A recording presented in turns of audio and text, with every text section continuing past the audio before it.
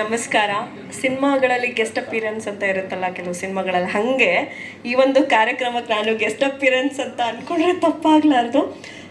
Shivaramegowda sir uncle ಮತ್ತು Balasubramanya uncle ನೀವು ಬರಲೇಬೇಕು ನನ್ನ ಜೊತೆ ಅಂತ ಕರ್ಕೊಂಡು ಬಂದು, ಆಮೇಲೆ ಬಂದಮೇಲೆ ಗೊತ್ತಾಯಿತು ರಾಜೇಶ್ ಗೌಡ್ರ ಸಿನಿಮಾ ಇದು ಅಂತ.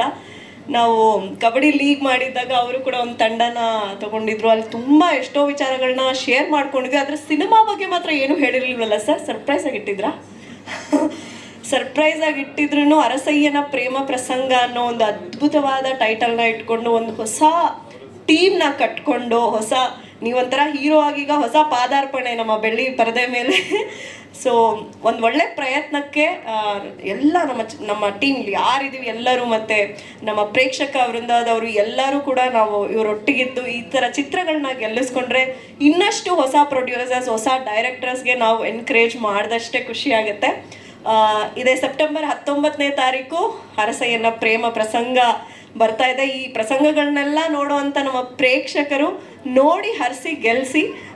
All the very best to the entire team. Thank you so much ma'am. Thank you.